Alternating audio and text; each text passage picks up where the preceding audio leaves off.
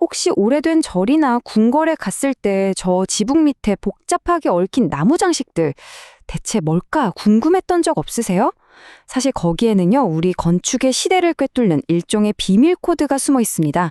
오늘 저랑 같이 그 암호를 한번 풀어보겠습니다. 우리나라 전통 건축물, 특히 사찰이나 서원에 가면 꼭 듣게 되는 말이 있죠. 바로 주심포 양식이다, 다포 양식이다 하는 것들이요. 근데 이름만 들어서는 뭐가 다른지 솔직히 매번 들을 때마다 좀 헷갈리지 않았나요? 걱정 마세요. 오늘 제가 이 복잡해 보이는 건축 암호를 정말 딱 10초 만에 풀어내는 방법을 알려드릴게요. 진짜 딱 한 가지만 기억하면 앞으로는 보는 순간 바로 구별할 수 있을 겁니다. 자, 준비되셨나요? 한국 건축을 단번에 이야기해줄 마스터키, 바로 10초 규칙입니다. 이름은 뭐 거창해 보이지만 알고 보면 깜짝 놀랄 만큼 간단한 방법이에요. 먼저 주심포 양식입니다. 핵심은 아주 간단해요. 지붕을 받치는 저 장식 공포라고 부르는데요. 이게 기둥 위에만 있는지 보세요. 그렇죠? 기둥이랑 기둥 사이가 그냥 통 비어 있죠? 바로 이거예요. 공포가 오직 기둥 위에만 있는 스타일. 그래서 딱 보면 되게 깔끔하고 단아한 느낌을 주죠. 다음은 다포 양식. 이것도 진짜 쉬워요. 자, 공포가 기둥 위에도 있는데 어때요? 기둥하고 기둥 사이 공간까지 아주 빽빽하게 꽉 채우고 있죠? 이게 바로 다포입니다.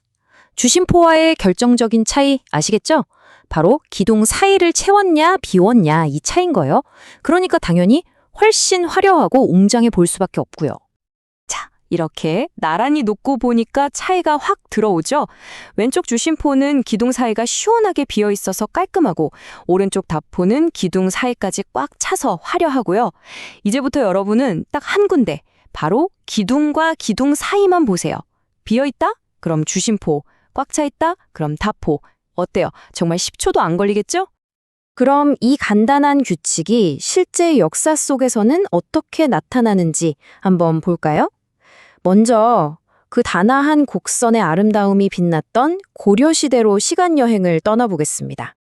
고려시대를 대표하는 이 아름다운 목조 건축물들 좀 보세요. 부석사 무량수전, 수덕사 대웅전, 그리고 봉정사 극락전까지. 어때요? 모두가 약속이라도 한 것처럼 기둥 위에만 공포를 올린 주심포 양식이죠. 여기서 우리는 아주 분명한 패턴 하나를 발견할 수 있습니다. 아니, 왜 고려시대에는 유독 이 스타일이 인기가 많았을까요? 당시 건축에서 추구했던 아름다움을 딱 한마디로 표현하자면 바로 단아한 곡선입니다.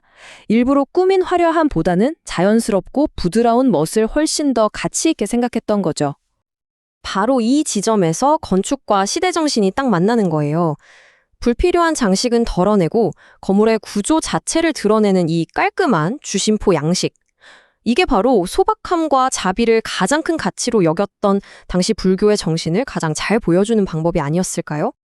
자, 그럼 이제 시대를 훌쩍 건너서 질서와 권위를 그 무엇보다 중요하게 생각했던 조선으로 가보겠습니다.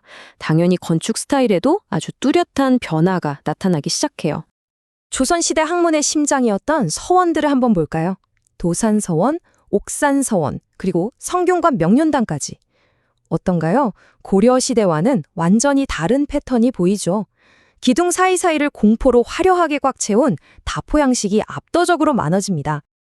만약 고려가 부드러운 곡선의 시대였다면 조선의 미학은 절제된 직선으로 요약할 수 있습니다.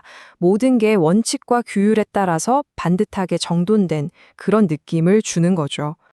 그리고 이 화려하면서도 아주 질서정연한 다포 양식의 말로 예법과 원칙, 그리고 국가의 권위를 중요하게 여겼던 유교의 선비 정신을 그대로 보여주는 겁니다.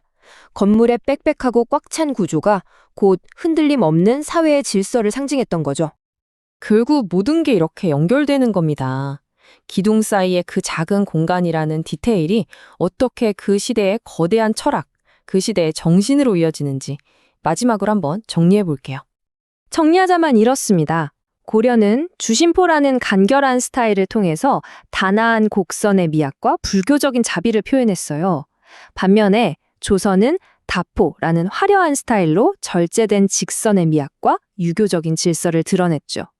건물 하나에 그 시대가 꿈꿨던 비전이 고스란히 담겨 있는 셈입니다.